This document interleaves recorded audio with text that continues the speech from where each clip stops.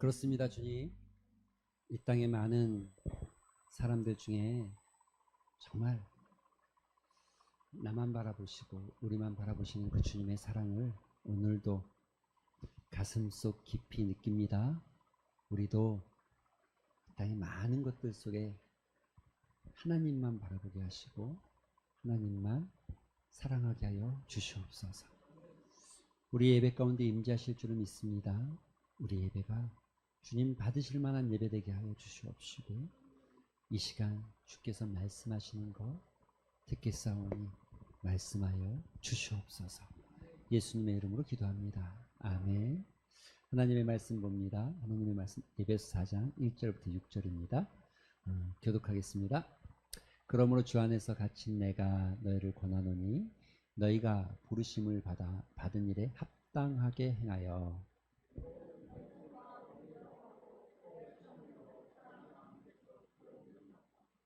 평안에 매는 줄로 성령이 하나 되게 하신 것을 힘써 지키라.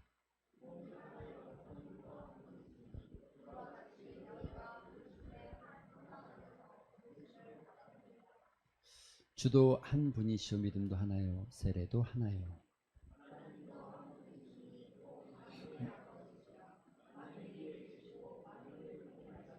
만유 가운데 계시도다. 아멘. 할렐루야. 할렐루야. 네. 옆 사람 한번 보겠습니다. 이렇게 말씀하시죠. 당신과 함께 예배하니. 그 뒤에는 알아서 인사하시면 좋겠습니다. 기쁩니다. 감사합니다. 그러든지. 네.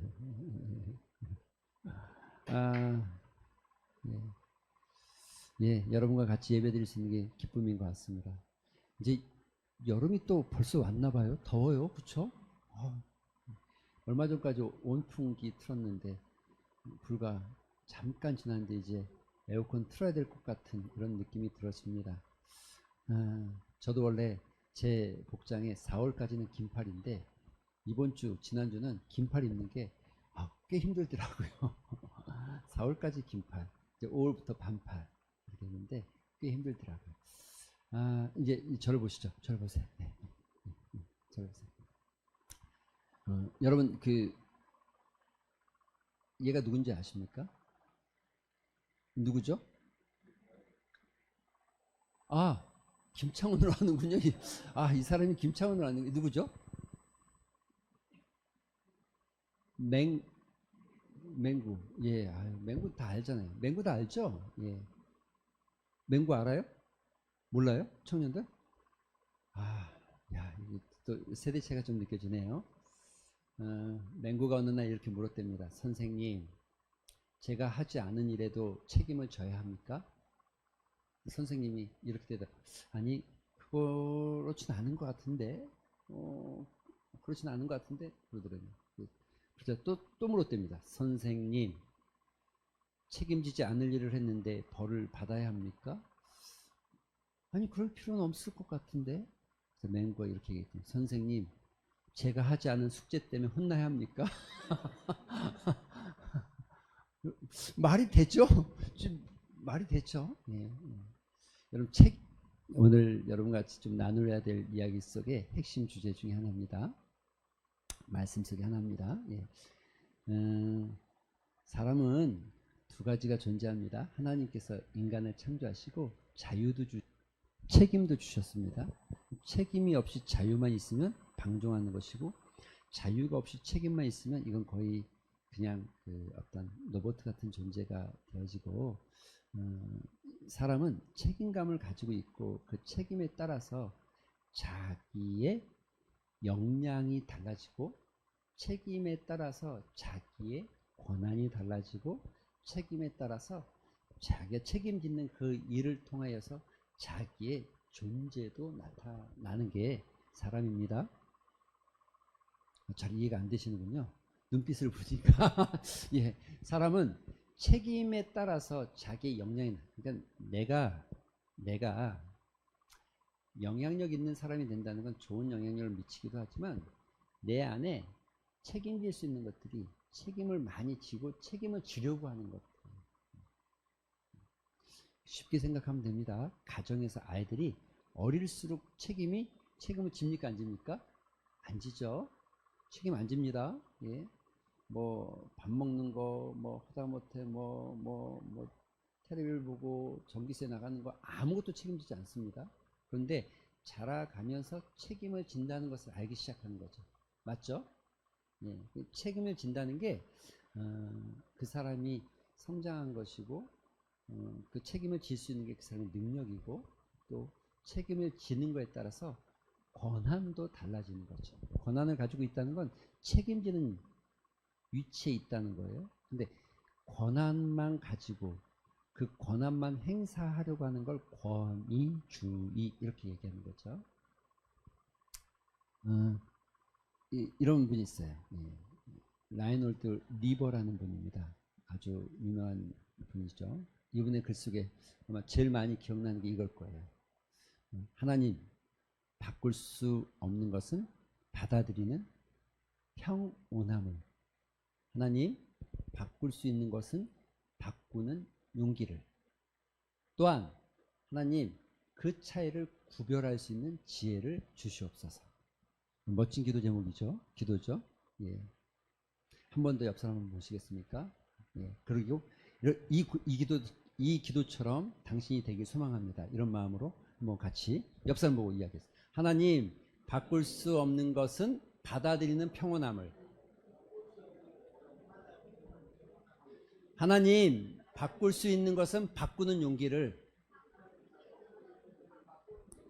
또한 그 차이를 구별하는 지혜를 우리 장로님에게, 집사님에게 주시옵소서.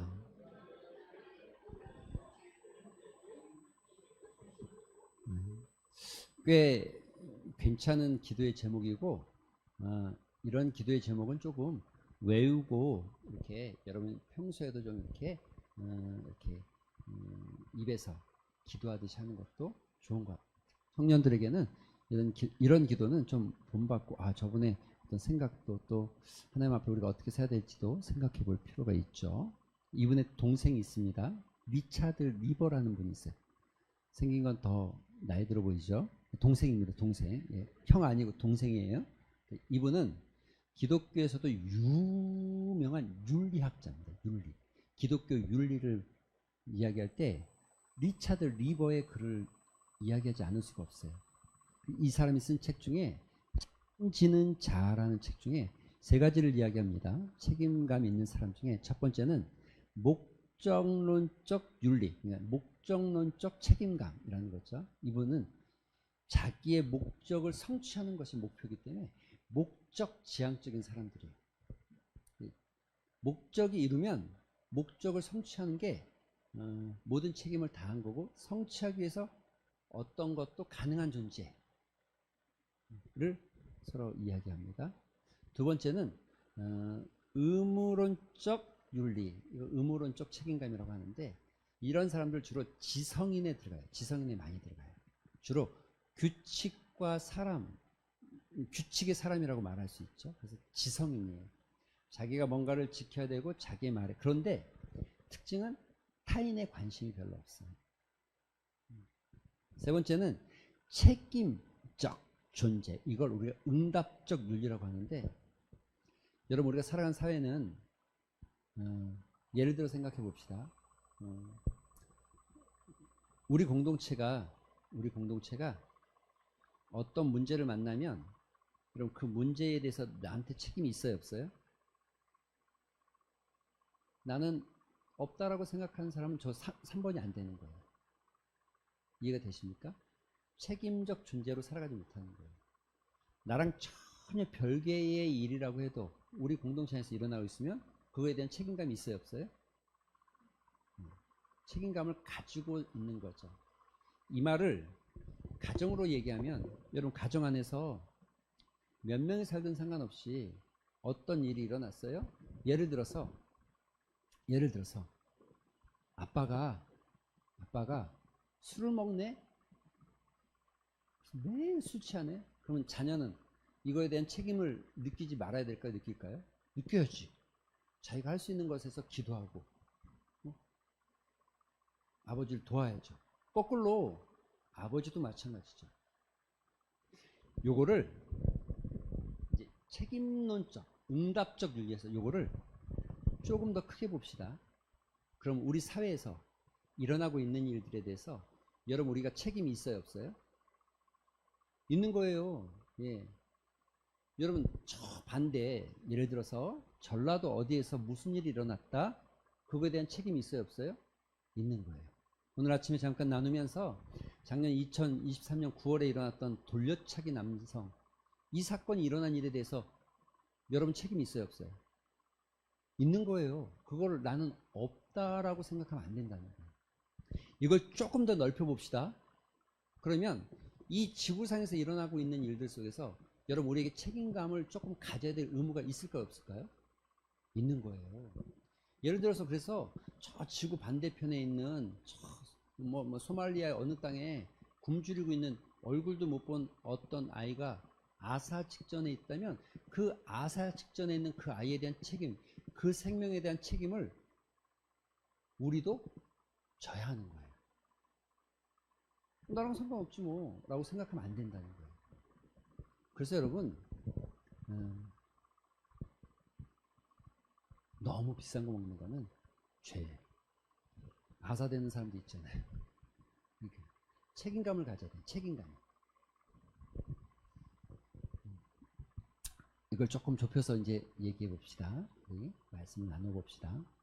여러분 예배소서의 구조가 이렇습니다. 예배소서는 바울이 쓴 책입니다. 바울이 어디서 썼냐면 로마의 감옥에서 썼다고 해서 예배소서를 옥중서신 이렇게 부릅니다. 옥중서신. 그래서 예배소서, 빌립보, 골로새서, 빌레몬서 이 네 가지를 옥중서신이라고 해요. 예배소는 지난번 요한계시록 제가 설교할 때 여러분 기억하시죠? 소아시아 7교회 중에 첫 번째가 예배소 교회였어. 첫사랑을 잃어버렸던 예배소 교회였죠. 근데 예배소 교회는 굉장히, 예배소라는 지역 자체가 굉장히 크고 번화한 데였죠. 신전도 많고 또 여러 가지 사상이 많았던 지역이에요. 그 예배소 교회가 바울에 의해서 또 디모데에 의해서 교회가 생겨났고 목회자들 거기서 목회한 지역, 목회한 교회가 예배소 교회예요. 근데 이 예배소 교회가 바울이 이제 떠나간 다음에 이 예배소 교회에서 일어나고 있는 여러 가지 현상들을 보면서 안타까운 마음에 편지를 권면한 게 예배소서입니다. 핵심 내용은 이렇습니다. 이게 쓰여진 게 AD 60년경이니까 예수님께서 33년에 돌아가셨잖아요. 그렇죠? 그러니까 한 30년 정도 흘러간 거예요. 핵심 내용은 이렇습니다. 교회가 무엇인지, 성령이 어떤 것인지에 대해서, 성령의 은사가 동일한 말, 은사가 어떤 것인지에 대한 바울이 예배소 교회에 설명합니다. 그런데 그 시작이 1장부터 3장까지는 소위 말해서 그리스도인의 특권에 대해서 다루고 있어요. 이 말은 뭐냐면 1장부터 3장을 통해서 예배소 교회 성도들에게 이런 얘기를 해주는 거예요. 너희는 하나님께서 너희를 창조한 하나님의 자녀라는 거지. 근데 놀랍게도 하나님께서 태초 이전에 너희를 선택하셨고 너희의 공동체를 만드셨어. 너희는 하나님의 자녀야 라는 것을, 이 놀라운 특권을 이야기해 주는 거예요. 너희가 구원받은 건 너희의 은혜가 아니야. 하나님께서 너희를 선택하셨고 그래서 선택했기 때문에 이것은 전적으로 하나님의 뭐다? 선물이다. 예배소서 2장 몇 절? 8절 9절 선물이다. 그런데 그렇게 1장에서 3장까지는 그렇게 이야기하지만 4장부터는 이 특권에 대해서, 그럼 이 특권에 대해서 너네 어떻게 할래? 이 얘기예요. 이 특권에 대해서 그리스도인으로서의 책임을 가져야 된다는 것을 이야기하는 게 4장부터 6장까지예요.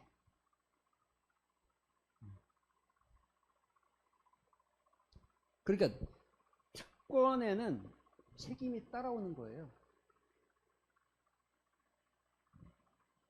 믿음에는 책임이 따라오는 거예요.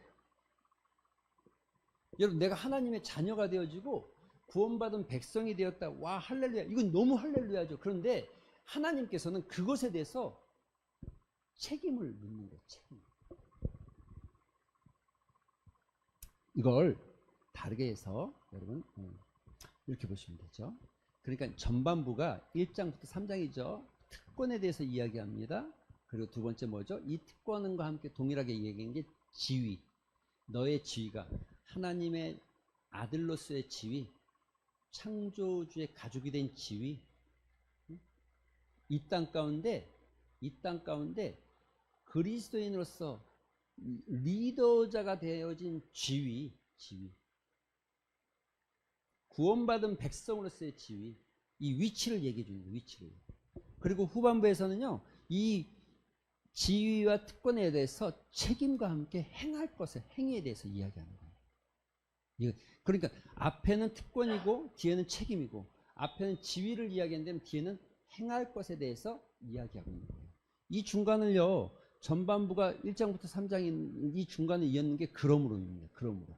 그래서 여러분 1장부터 3장까지가 이것에 대한 설명, 4장부터 6장까지가 이것에 대한 설명인데 1장부터 3장, 그러니까 3장이 마치고 4장 넘어가면서 오늘 여러분이 읽었던 4장 1절에 그래서 뭐로 시작해요? 그러므로 이렇게 시작하는 거예요. 그러므로 이렇게. 그러니까 1장부터 3장의 내용과 4장부터 6장의 내용을 이렇게 연결해 놓은 단어가 뭐냐면 그러므로예요. 그러므로 그다음 뭐라고 돼 있어요? 주 안에서 갇힌 너희를 난다 이렇게 돼 있어요. 그러므로 뭐예요? 너희는 이런 존재고 너희는 이런 특권을 가졌고 너희는 이런 사람들인데 그러므로 내가 주 안에서 너희를 권한다. 너희에게 말한다. 그러므로 너희가 이런 믿음의 사람이 되었으면 그렇기 때문에 내가 너에게 말한다. 이런 뜻이에요. 그래서 이 에베소서에는요, 4장부터 6장까지는 행하다라는, 자, 그걸 정리하기 전에 먼저, 사람이 이렇게 있어요. 근데 이 정지되어 있는 사람이 아니고 걸어가는 거, 이렇게 걷는 거 있죠. 걷는 거. 헬라어로 이 걷는다는 의미를 뭐라고 하냐면 행한다. 이렇게 말해요. 행한다는 건 뭐냐면 그 믿음의 길에서 걸어가는 거예요. 정지되지 않고 걸어가는 거예요. 그래서 이 5가지를 이곳에서 이제 이 4장부터 6장 안에 행한다는 것이 5개가 나와요. 5개가. 뭐냐면 합당하게 행하라 1장 4장 1절에 행하라. 두 번째 4장 17절부터 뭐 22절 뭐 3절까지인데 새 생명 가운데 행해라. 세 번째 사랑 가운데 행하라. 5장 2절에 나오죠. 그리고 네 번째 빛의 자녀들처럼 행해라. 그리고 5번째는요. 지혜롭게 행하라. 이렇게 5가지의 행함에 이야기하고 있고 우리가 같이 이제 이 예배서서를 배워가는 이 내용 속에 1장부터 3장 거기에는 교회론과 구원론과 이와 같은 내용들이 심지어 예정론의 의미까지도 담겨져 있지만 요 앞에 있는 이야기들은 여러분이 너무 잘 알거나 아니면 많이 들어왔던 이야기니까 요 1장부터 3장은 차후에 오늘부터 약 한 10주 정도 그래서 8주 정도는 이 5가지의 주제에 대해서 같이 나누고 말씀을 듣는 시간, 그리스도인으로서의 삶, 행함 이것을 같이 나누고 듣는 시간으로 진행이 되어진다는 거죠. 그런데 여러분 여기 지금 행한다는 게 뭐예요? 결국은 책임. 뭐에 대한 책임? 믿음에 대한 책임. 구원받은 백성으로서의 책임을 이야기하는 거죠. 여러분 같이 한번 읽을까요? 시작. 자, 오늘 첫 번째 할 것은 뭐냐면 합당하게 행하여라. 합당. 뭐에 합당하게 행하라고 그러는 거죠 지금? 무엇에? 부르심. 여러분 이 부르심이 뭐예요? 믿음, 하나님의 선택. 하나님께서 너희를 선택한 것에 대한 거기에 합당하게 행하는 거. 여러분 믿음을 주여 외쳤다고 해서 끝나는 게 믿음이 아니라는 자꾸 얘기하는 거예요. 여러분 보세요. 우리네 어머니들이 과거에는요 아들이 한양으로 과거 보러 가면 갔다 오는 동안 대략 한 6개월에서 10개월이 걸리죠. 더 걸리기도 합니다. 그 시간 동안 뭐 합니까? 정한수항구를 떠놓고 밤마다 빌어요. 근데 이렇게 정한수 떠놓고 산신령이든 달림이든 삼신할머니든 빈다고 해서 이 빌고 의지했다고 해서 여기에 대한 책임을 묻지 않아요. 그래서 어떻게 살아야 된다? 그래서 어떻게 해야 된다? 이런 게 없죠. 그냥 그거는 신을 향한 나의 어떤 염려와 걱정을 덜어놓는 거예요. 그러나 기독교는 절대 여러분 그런 종교가 아니에요. 자꾸 그렇게 고목나무 밑에서 이제 무슨 나무라고 그래? 그 성한당? 뭐라고 그러죠 그런 걸로? 나무 마을마다 하나씩 있는 거 있죠. 예? 성한당이? 어? 뭐라고요? 크게 얘기하세요. 괜찮아요. 김말선 성도님 크게 얘기하세요. 뭐라고요? 성한당, 낭. 어쨌든 익숙하지 않은데 그런 게 있는 걸로 합시다. 그거 보고 절하고 아침마다 저녁마다 가서 빌듯이 신앙생활 하는 것을 기독교 신앙이라고 얘기하지 않는다는 거죠. 진짜 기독교 신앙은 뭐냐면 내 믿음에 대한, 내가 믿고 있는 것에 대한 삶의 책임을 이야기하는 거예요. 책임.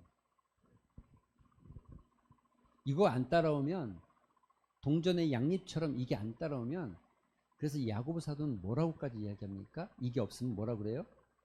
그 믿음이 뭐예요? 뭐라고요? 죽은 믿음이라고 그러는 거예요. 죽은 믿음. 예수님 뭐라고 그래요? 마태복음 7장. 나더러 주여 주여 하는 자마다 어떻게 해요? 천국에 갈 것이 아니고 어떻게 해야 된다고요? 네? 어떻게 해야 돼요? 말씀대로. 나무는 뭘 보고 알아요? 열매. 이게 성경이 이야기하는 거예요. 성경이 이야기. 그런데 이걸 착각하면 어떻게 돼요? 이걸 착각하면 어떻게 돼요? 아하, 내가 이렇게 행동을 해야 구원받는구나. 맞아요, 틀려요? 맞아요, 틀려요? 틀려요. 이건 아니에요. 그렇죠? 구원받는 건 누가 해요? 오직 예수 그리스도의 그분의 은혜로만 주어지는 거야. 우리는 그 은혜를 받은 자로서의 존재로서, 우리는 그 은혜를 알고 받은 자로서의 삶을 살아가는 책임을 가지고 있는 거예요. 이거를 잘못 해석하면 이렇게 살아야 구원받는다는 행위적 구원에 도달하게 되죠. 그거 아니라는 거예요.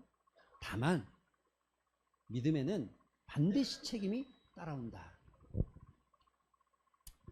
여러분, 이 합당하다는 게 뭐냐면 이런 거예요. 합당하다라는 국어사전적 의미는 어떤 기준, 어떤 조건, 어떤 용도, 도리 따위에 잘 맞게끔 알맞게 되어져 있다는 의미를 가지고 있어요. 그리고 합당하다라는 의미는 이런 거예요. 이걸 좀 더 구체적으로 말씀 안에서 살펴보면 이렇습니다. 부르심을 받은 일에 합당하게 행하여. 첫 번째, 합당하게 행하는 첫 번째, 아주 중요한 첫 번째는 이 합당하다는 의미 안에는 뭐가 있냐면 균형 잡힌 모습이 필요하다는 거예요. 신앙의 균형. 다시 말씀을 좀 볼게요. 여러분, 이게 예배소서의 구조가 이렇게 돼 있고 그리스도인이 이렇게 돼 있다고 제가 설명을 드렸죠. 그런데 만약에 지금 1장부터 3장은 특권과 지위, 책임과 행위인데 이 상황 속에서 예를 들어서 이렇게 움직이는 PPT 여러분 보셨습니까? 이렇게 되어지면 이건 합당하지 않은 거예요. 균형이 안 맞잖아요. 나는 엄청 알고는 있는데 책임을 안 져. 그리스도인으로서 행위를 나타내지 않아요. 여러분, 이게 신앙이 좋아요, 나빠요? 여러분, 이게 착각하면 안 되는 거예요. 아는 것이 신앙이 아니고 행하는 것이 신앙인데 알고 있다고 해서 신앙이 좋다고 생각하는 사람도 있어요. 그래서 여러분, 아는 사람이 여러분보다 더 많이 아는 사람이 한 명 있어요. 제가 아는 사람 중에 도울 김용옥이라고. 김용옥인가요? 혹시 아세요? 다 아는군요. 저만 아는 줄 알았더니 그 사람이 엄청 성경을 많이 아는 것처럼 막 텔레비에 나와서 얘기를 하더라고요. 내가 보기엔 분명히 어느 권사님보다 어느 집사님보다는 많이 아는 것 같아 보여요. 그런데 여러분, 그분이 신앙이 엄청 좋아요? 아니죠. 안다고 해서 신앙인이 아니고 책임질 수 있는 행위가 따라와야 되는 거예요. 그런데 여러분, 이게 만약에 거꾸로 이렇게 뒤집어졌어, 이렇게 되면요, 이건 건강한 신앙 맞아요? 그러니까 이건 뭡니까? 몰라. 뭔지 잘 몰라. 열심히 엄청 특심이야. 그래서 막 그냥 막 해요. 이래도 문제다. 그래서 마치 사상유가 모래성을 쌓은 것처럼 이렇게 열심히 하다가 이 기초가 다져지지 않으면 언제 무너져요? 창수가 나고 바람이 불고 태풍이 치고 비바람이 치면 무너진다니까요. 그 반성이 무너져요. 모르면 안 되죠. 정확하게 알아야죠. 말씀의 진리를 정확하게 알고 내가 어떤 은혜를, 어떤 특권을, 어떤 지위를, 하나님이 나를 어떤 존재로 어떻게 보고 계시는지를, 그래서 얼만큼 사랑하시고 그 사랑을 나타내시기 위해서 어떻게까지 하셨는지를 정확히 알아야, 그래야 감정적 고백이 아니라 진짜 믿음의 고백이 나오는 거예요. 그래요. 그리고 그 믿음의 고백에 따라서 행해야지, 믿음의 고백이 없는데 행하는 건 위선이고 형식이고 바리새인화 되기 쉬워요. 합당하다는 건, 그래서 여러분, 이게 합당하다는 건 이렇게 수평을 맞춰요. 아는 것만큼 너가 책임질 줄 알고, 너가 아는 것만큼 너가 행할 줄 아는 것을 합당하게 행한다라고 말하는 거예요. 근데 여러분, 여기엔 차이가 있으니까 우리가 신앙의 기준을 이야기할 때 많이 아는 것을 얘기하는 게 아니라, 또 많이 행한 것을 얘기하는 것이 아니라, 이 합당하게 행하는 기준, 그러니까 알고 행하는 것이 약간씩 차이가 있을 수 있다는 것을 염두에 두죠. 왜냐면 우리가 다 동일하게 맞춰갈 수는 없으니까. 그게 소위 말해서 신앙의 속도를 나타내고 그리스도 안에서 자라감을 나타내는 거죠. 여러분, 합당하게 행한다는 건요, 그리스도 안에서 균형 잡힌 신앙을 말하는 거예요. 두 번째, 합당하게 행하는 것은 그리스도의 뭐요? 이건 뭐 달만하죠. 뭘까요? 예? 성품을 실천해 가는 거. 오늘 본문은 이렇게 얘기합니다. 뭐라고요? 같이 시작.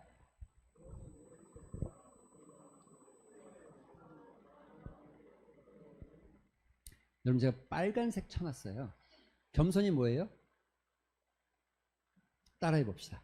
마음을 낮추는 거. 다시 한번. 마음을 낮추는 거.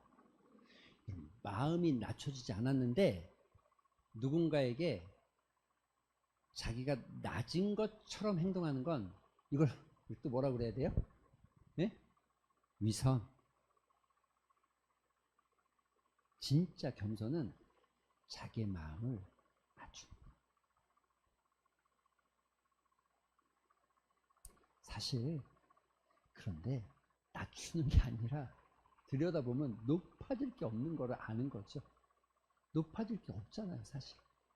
우리가 뭐 대단하다고.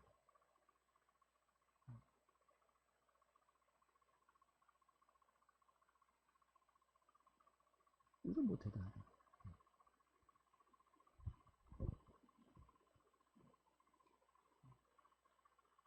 제가 학교 다닐 때,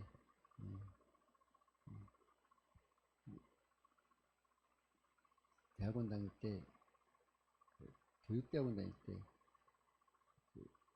회장을 했어요. 회장을. 하잖아요. 근데 학기 초가 되면 교수 회의 때 교수 이제 과 교수들하고 미팅을 갔는데 저희는 기독교적이니까 굉장히 그런데 여기에 교직 교양교직 그러니까 교직 과목들을 가르치는 교수들은 기독교 신앙이 조금 낮아요. 신앙이 좀 약해요. 회의하다가 뭔가 좀 의견 충돌이 굉장히 심해졌어요. 왜냐면 우리가 뭔가 행사를 해야 되는데 조금 너무 저쪽으로 가는 것 같아요. 뭐 다 저쪽으로 그거 안 된다 이렇게 해야 된다. 그것 때문에 좀 논란이 좀 많이 됐어요. 그 과정에서 이제 제가 좀 기분이 나빠졌죠. 상처도 있고. 할 대로 하십시오. 뱃째 이렇게 된 거죠. 근데 그러는데 교수님 한 분이 저한테 전화 주셨어요. 그리고 학생들이랑 같이 다 회장이 같이 해야 안 되겠냐. 제가 또 무시를 했죠. 또 전화를 또 주셨어요. 또 무시를 했죠. 또 전화가 아니고 이번에는 수업을 마쳤는데 기다리고 계시더라고요. 잠깐 보고 가자. 제가 세 번 딱 돌아서 탁 나오는데 이 마음이 딱 드는 거예요. 아니, 내가 뭐라고 이렇게 세 번까지나 저분이 고개를 숙일까? 내가 뭐라고? 내가 뭐 대단한 사람이라. 그죠? 내가 뭐라고 원우회 회장했다고 뭐 대단합니까? 괜히 내 마음이 교만해져가지고 내 생각과 내게 받아들여지지 않는 것에 대한 불평과 원망을 하고 있는 거죠. 내가 뭐라고? 아무것도 아닌데. 겸손은요, 타인에게 젓가락 놔주는 게 아니라 진짜는 자기 마음을 낮추는 거예요. 예수님께서 하신 것처럼. 온유는 뭘까요? 온유는 따라해 보세요. 절제된 힘. 여러분, 온유는 부드러운 거예요. 다만 내가 어쩔 수 없이 부드러워졌다는 걸 얘기하는 게 아니고 나한테 힘이 있고 나한테 그걸 할 수 있을 만한 능력이 있지만 그럼에도 불구하고 내 힘을 절제하는 거예요. 컨트롤하는 거예요. 다스리는 거예요. 여러분, 예수님께서 오늘 아침에도 우리 말씀 봤잖아요. 바리새인과 서기관들 그들이 예수님을 함정에 빠뜨려 놓으려고 그들이 팠던 그거. 그래서 바리새인과 헤롯 당이 서로 작당한다고요?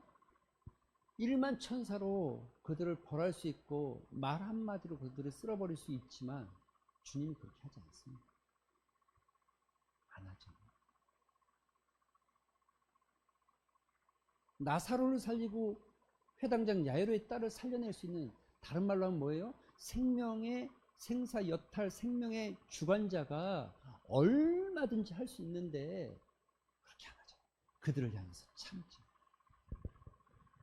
이걸 뭐라 그래요? 온유라고 그러니까. 온유.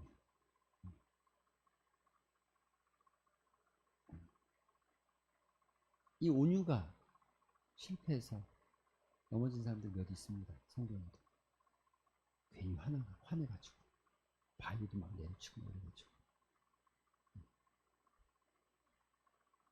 괜히 막 그냥 따라해보세요. 나는 절제할 수 있는 힘이 있다. 여러분, 힘이 있을 때 절제하는 거예요. 타인을 향해서. 힘이 없이 굴복하는 게 아니라 내가 힘이 있다고 생각해. 힘이 있는 사람이 힘이 없는 사람을 향해서 절제된 모습을 보여줄 때 온유해요. 세 번째, 오래 참음. 이 오래 참음은 두 가지 의미가 있어요. 하나는 타인을 향해서 기다려주는 마음. 따라해봅시다. 기다려주는 마음. 진짜 안 되는 것도 있죠. 안 되는 것 있죠. 여러분 죄송합니다. 이건 이제 성도와 목회자의 차이니까 이해하고 들으셔야 돼요. 목회자 세계에서 성도들이 진짜 안 바뀐다 이런 얘기하는 사람들이 굉장히 많습니다. 좀 어쩔 수 없어요. 거북하게 들려도 어쩔 수 없어요. 진짜 그런 얘기하는 경우가 많아요. 그런데 이렇게 쫙 얘기하다가 나이든 원로 목사님 한마디 하죠. 그래도 기다려라. 네가 하는 거 아니야. 성령이 하시는 거지. 하나님이 하시는 거지. 하나님이 바꿀 때까지 기다려. 기다려. 네가 할 수 있는 건 기다리는 일이야. 눈물 나요 막. 진짜 안 바뀌잖아요. 근데 기다리는 거예요. 두 번째는 오래 참는다는 것 중 하나는 내 안에 그릇된 것을 고치기 위해서 예를 들어서 담배 끊어내야 되겠다. 이거를 참아내는 거예요. 오래도록 참아내는 거예요. 자기의 그릇된 것을 바꾸기 위해서 견뎌내는 힘, 이걸 오래 참음이라고 합니다. 오래 참. 견뎌내는 힘. 따라해 봅시다. 견뎌내는 힘. 오래 참음은 기다리는 힘하고 견디는 힘, 이 두 가지를 이야기하는 거예요. 그래서 오래 참다라고 할 때는 기다리는 거지만 이걸 말을 딱 바꾸면 인내라고 하거든요. 인내는 견디는 힘이에요. 견디는 힘. 맨 마지막 사랑 가운데서 서로 용납하고 용납 받아들임. 자, 또 한번 따라합시다. 받아들임. 여러분 예수님께서 여러분 받아주셨잖아요. 있는 그대로 받아주셨잖아요. 있는 모습 그대로 내가 나아갑니다. 주님이 받아주셨잖아요. 그래서 여러분 우리도 그 훈련이 좀 필요한 거예요. 가끔은 나랑 스타일이 안 맞다니까요. 나 스타일이 안 맞아. 내가 그 사람이랑 스타일이 안 맞아서 같이 못하겠어요. 그런데 받아줘. 가끔은 저 사람은 완전 내 성격이 완전 달라. 저 사람은 E고 나는 I고, 거꾸로 저 사람은 I고 나는 E고. 받아줘. 용납하는 서로 용납하는. 옆 사람 한번 보세요. 이렇게 얘기하세요. 나를 좀 용납해줘. 또 이렇게 얘기했어요. 내가 당신을, 집사님을, 권사님을 뭐 이렇게 또 당신이 하지 마시고 좀 내가 아무개를 당신을 받아들입니다. 좀 왜 좀 용기를 가지세요. 다시 시작. 내가 당신을 받아들입니다. 여러분 내가 받아주세요. 내가 나를 받아주세요만 하지 마시고 이런 고백하셔야 돼요. 내가 당신을 받아들이겠습니다. 내가 당신을 용납합니다. 내가 우리를 용납합니다. 여러분 우리는 다 용납받아야 돼요. 여러분 용납 안 받고는 서로 같이 공유하기 어려워요. 아무리 목사라고 해도 죄송합니다. 어떻게 하겠어요. 흠이 있는 게 사람인데. 아무리 중직자라고 해도 흠이 있는 게 인간인데 어떻게 하겠어요. 용납해주고 용납받아야지 서로 함께 하는 거죠. 용납하지 못하면 반드시 깨져요. 그래서 그 다음 세 번째가 뭐냐? 합당하게 행한다의 세 번째는 여러분, 자, 하나 되면 추구하는 거야. 하나 되면. 같이 읽어볼까요? 시작.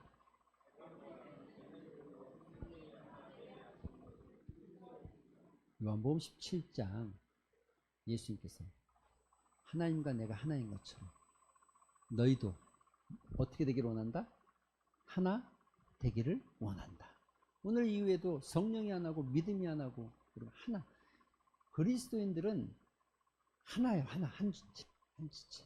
그래서 우리가 옆에가 힘들면 나도 힘들고 옆에가 아파하면 나도 같이 아파하고 그런 마음이 들어져야죠. 진짜 누군가의 아픔 때문에 함께 눈물을 흘리고 기도하시고 누가 잘 되면 정말 감사하면서 같이 기뻐하고 그런 마음이 좀 이게 하나 되는 겁니다.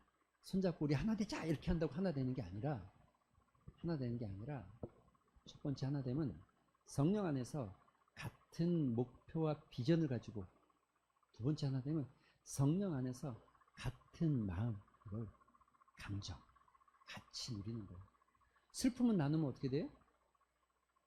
어떻게 돼요? 반. 기쁨은요?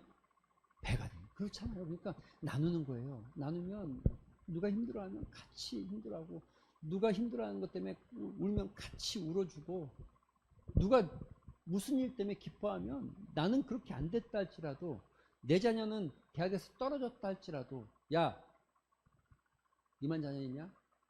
좀 조용히 하고 다녀. 이렇게 말하는 게 아니라 이러는 게 아니라 같이 기뻐해주고 즐거워해주고,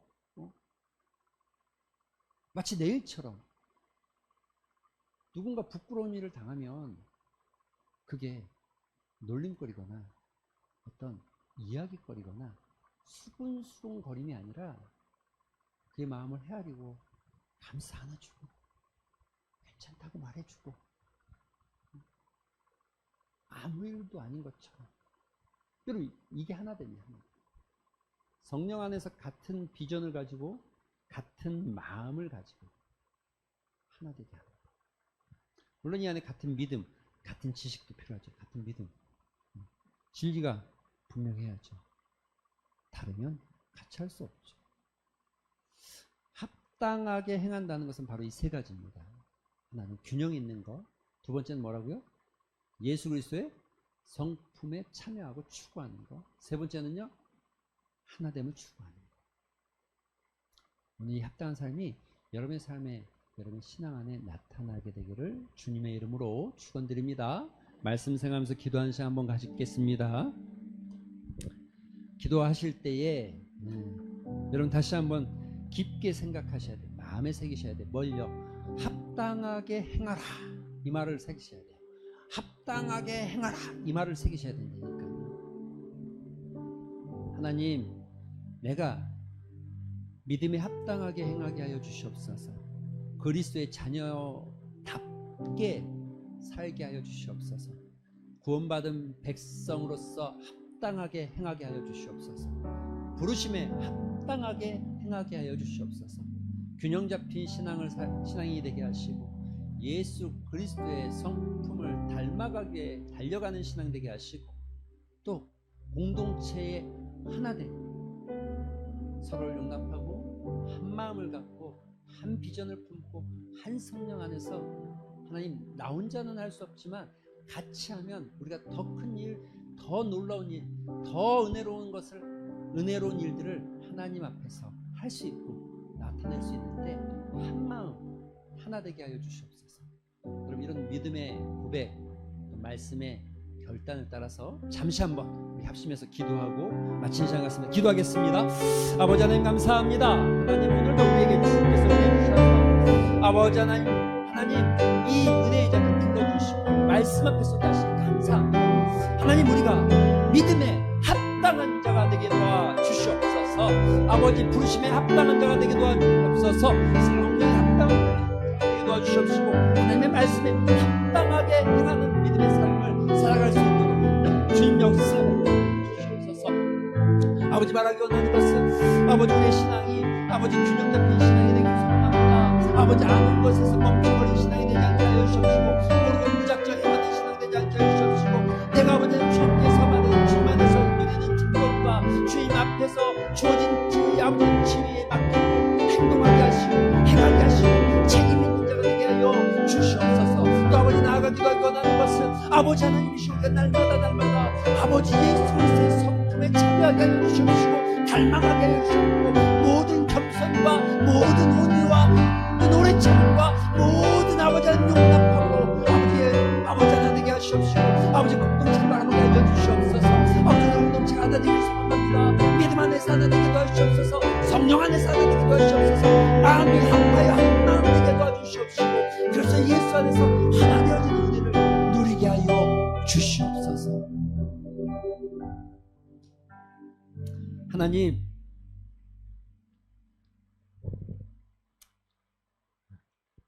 부르심에 합당한 신앙인이 되기를 소망합니다. 아는 것에서 멈춰버리거나 모르는데 행하는 것이 아니라 하나님께서 나를 선택하신 그 부르심,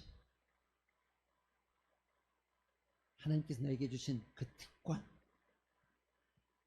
하나님께서 나를 올려주신 그 지위에 합당하게 행하게 하시고 균형 잡힌 신앙의 삶으로 나가게 하여 주시옵소서. 모든 겸손과 모든 온유와 모든 오래 참음과 모든 것을 용납하는 주님의 성품을 닮아가게 하시고 우리가 하나 되기를 힘써 노력하고 성령의 매는 줄로 하나 되어져 나 혼자는 이것뿐이 안 되지만 공동체를 위하여 이루어 하나님 나라를 이 땅 가운데 이루어가는 큰 역사를 만들어내게 하여 주시옵소서. 감사드리며 예수님의 이름으로 기도합니다.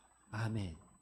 우리 구주 예수 그리스도의 은혜와 하나님의 넓은 사랑과 성령님의 감화 감동 교통하심이 오늘도 부르심에 합당한 삶을 부르심에 합당하게 행하기를 소망하는 사랑하는 성도들과 예배드린 모든 사람과 무엇보다도 새벽 이슬 같은 청년들 가운데 이제로부터 영원토록 함께 있을지어다.